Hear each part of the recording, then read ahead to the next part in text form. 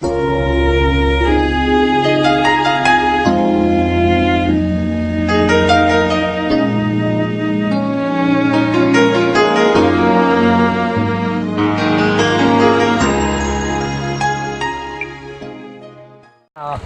phun tí họ con đi hả tiền thì nó màn để cỡ rồi đau cứng cỡ rồi nó chỉ tạm bảo lì luôn ở tụi nó nhỏ ở tụi tôi muốn chạy kinh chập lại rồi tàn thời chân này nó bố lên nhỏ ở tụi nó mua xí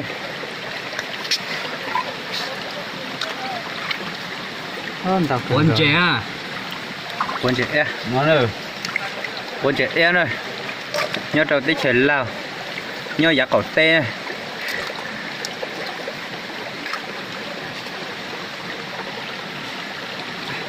đau cần cầu đây à cho nó cho lo là mua cho mẹ là mua cho nó đây từ này bỏ nó mà đã y xin về thế này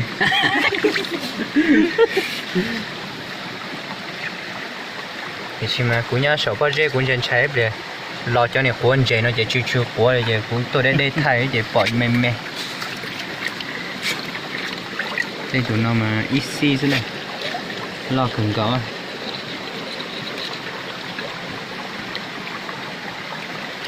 cho lo gì nhớ đầu đạn rồi phải một tí này nó thì chỉ mà cho nó mà lo cần có đi thì ha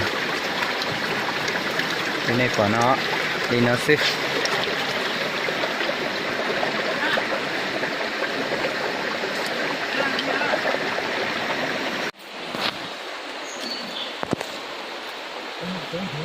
Nè. Cái liêng à. Cái chỗ tính đó nó không có nó tính khớp cho tính đó thiệt tuần này luôn. Đó là khớp đó. Ủa, cái sôi cũng giờ có giờ, chưa có nhanh thôi. Cái nhát nó cái tính đi cái nhát cũng được một cái tôi thấy là xin tao nó. Cho tao chỉ dùng油里酸。không chứ à. Dính là cho xính rồi. Nha. Dính à. Cái đó cầu thế nào? Coi cái Thôi nhà chân mà cố lắm. cái kiểu cái chén lú thằng này cái này. Giờ mùa đấy. Cái đấy không được. Cái cột chi thế này, cái xong đi. Nha. Muốn như trái tía là ôi.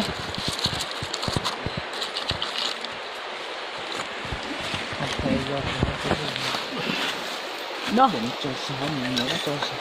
Em mà phải cho Đi làm nó tao có phải máy cho nó đu lụ. Cái tủ lụ lụ nó như mét mà chỉ lo theo mảng chính. Tôi mà chỉ lo, mình cho cái này. cái nó Lo lo. cái lút ta. Chỉ có chân máy. Cái lo nó đi làm đua. Tôi không lo hư càng tí, ui nó ơi. Ô lục rồi.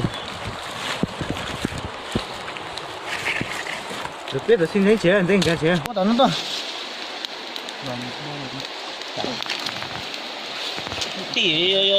Nha, mua anh tiền cho anh tiền cái cháu lấy cái khó xe rồi. Không mua anh tiền đó mà.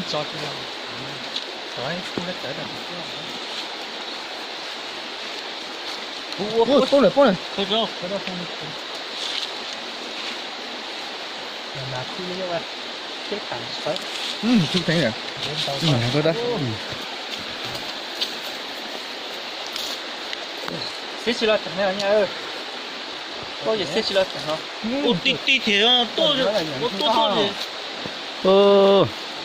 Nói chẳng cần mà ăn thôi. Đau thì tiền đi Bên luôn. trong này mày nó mắc khăn một số rồi. Dạ, ăn đồ luôn. Mắc khăn một số. Mắc con một số tiền một tấm đồng. Nó mới làm một cái em luôn hả? Ít ta các bạn. Ô tí thì rất là. Tỷ.